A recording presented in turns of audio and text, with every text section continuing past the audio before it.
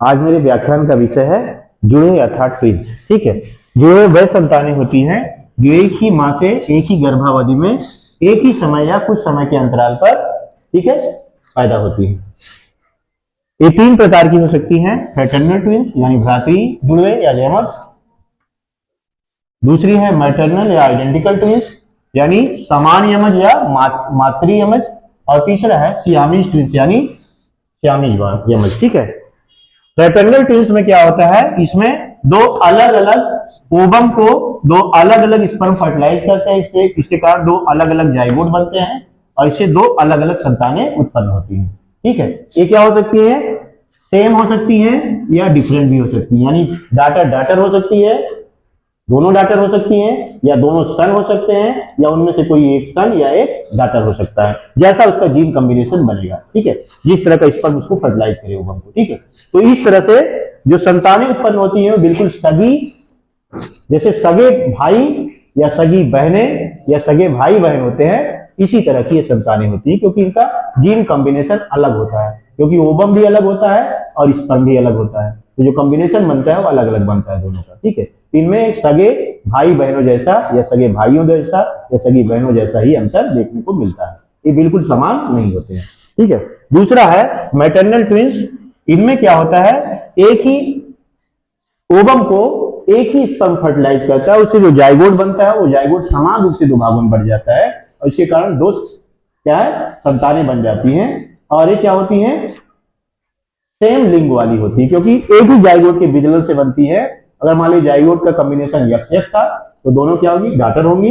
अगर मान ली जाइगोट का कॉम्बिनेशन XY था तो दोनों संतानें क्या होंगी, सन होंगी। ऐसी स्थिति में क्या होगा, इनका जेनेटिक कंपोजिशन, क्योंकि एक ही जाइगोट से डेवलप होती है ना, इनका स्पर्म भी वही है, ओवम भी वही है ना, तो इसलिए क्या होगा, इनका जीन ढांचा हुबहू समान होता है, एक जैसा जीन ढांचा होता है, और संतानें बिल्कुल एक दूसरे की टू कॉपी होती, समझ रहे हो ना, कार्बन कॉपी होती है, इनमें कोई अंतर नहीं होता है। इवन अगर इनका डीएनए फिंगरप्रिंट भी लिया जाए तो सेम आएगा, समझ रहे हो ना।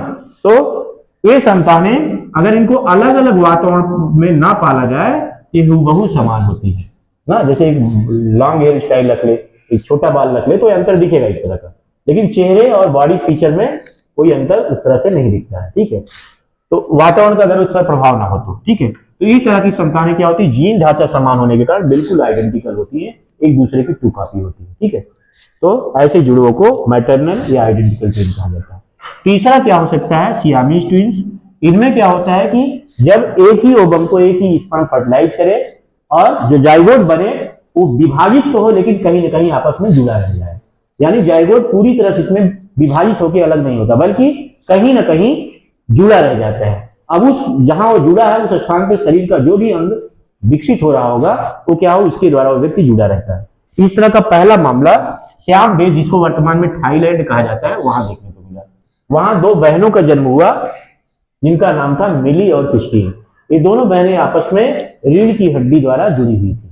ठीक है, तो चूंकि ये केस पहले श्याम देश में नोट किया गया था, इसलिए इन जुड़वों को क्या कहा जाता है, सियामीज ट्विंस कहा जाता है। बाद में इस तरह के कई मामले नोट किए गए और अभी हाल के कुछ वर्षों में ईरान में ऐसा मामला नोट किया गया था लाले और बिजानी बहनों के केस में, जिसमें दोनों क्या थी, अपने सर से जुड़ी हुई थी, यानी दोनों के सिर आपस में जुड़े हुए थे और वो 30 साल की हो गई थी। ठीक है, और इनको अलग करने का प्रयास किया गया। सिंगापुर में 100 डॉक्टरों की टीम लगी रही, ऑपरेशन भी कर दिया, लेकिन ऑपरेशन के बाद चूंकि वो 30 साल से उनके दिमाग जुड़े हुए थे, शॉक को बर्दाश्त नहीं कर सकी और उनकी डेथ हो गई। ठीक है, तो ऐसे मामले आए दिन आते रहते हैं। ये तो क्रिटिकल मामला था, नहीं तो बचपन में ही ऐसी संतानों को क्या किया, अलग किया जा सकता है।